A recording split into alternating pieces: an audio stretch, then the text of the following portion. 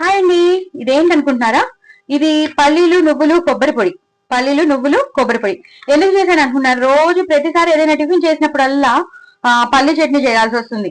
పల్లీలు కొబ్బరి, మళ్ళీ అవే పచ్చిమిరపకాయలు, అవే కొత్తిమీర, అదే కరివేపాకు, అదే అల్లం, అవే వెల్లుల్లిపాయలు, మళ్ళీ దానిలో పోపేయడం. ఇదే అయిపోతుంది, రొటీన్ గా అయిపోతుంది.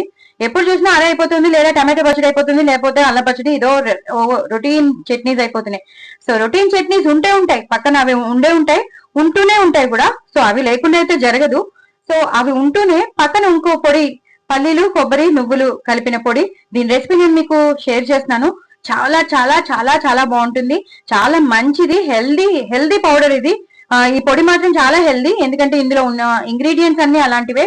సో ఇది మనం చక్కగా ఇడ్లీ గాని, దోశ గాని, దిబ్బరొట్టి గాని నంచుకునేటప్పుడు వేసుకుంటే దాన్ని ఎంత ఎంత వేసుకుంటామో అంత పౌడర్ వేసేసుకుని చక్కగా మనం ఏం చేస్తామంటే దాన్ని సర్కిల్ చేసేసి దాంట్లో నెయ్యి గాని నూనె గాని వేసేసుకుని చక్కగా దాన్ని కలిపేసి ఇలా కలిపేస్తే అది కొంచెం మనకి తినేటట్టు ఉంటుంది కదా, దాన్ని నంచుకుని తినేయచ్చు అనమాట. సో నేను అదే అనుకున్నాను. సో డిఫరెంట్ గా ఉంటుంది, చాలా ఈజీగా ఉంటుంది, స్టోర్ ఉంటుంది, తొందరగా పాడవదు, హ్యాపీగా ఉంటుంది. పిల్లలు ఇష్టపడతారు, పెద్దవాళ్ళు ఇష్టపడతారు. చాలా టేస్టీగా ఉంటుంది ఫస్ట్ ఆఫ్ ఆల్, ఎందుకంటే మనం వేసిన ఇంగ్రీడియంట్స్ అలాంటివి కాబట్టి చాలా చాలా చాలా టేస్టీగా ఉంటుంది. మీకు అర్థం అవుతున్నట్టుంది, ఇంతలా మనం కొబ్బరి వేసాం కదా, ఎండు కొబ్బరి. నేను ఇప్పుడు చెప్పను, మీరు కంపల్సరీ లాంగ్ వీడియోలోకి వెళ్ళి చూడండి. దీని రెసిపీ షేర్ చేస్తున్నాను కాబట్టి నా ఛానల్ ని సబ్స్క్రైబ్ చేసుకోండి, సపోర్ట్ చేయండి. అలాగే ఇంకో నలుగురికి షేర్ చేయండి, నా ఛానల్ ని ప్రమోట్ చేయండి.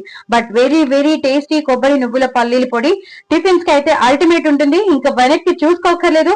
పల్లీ చట్నీ చేయకపోయినా పర్వాలేదు, దీంతో మనం తినేయగలమండి. సో డూ ట్రై ఇట్ అండి. నా ఛానల్ మాత్రం సబ్స్క్రైబ్ చేసుకోవడం అసలు మర్చిపోద్దే. బాయ్ అండి.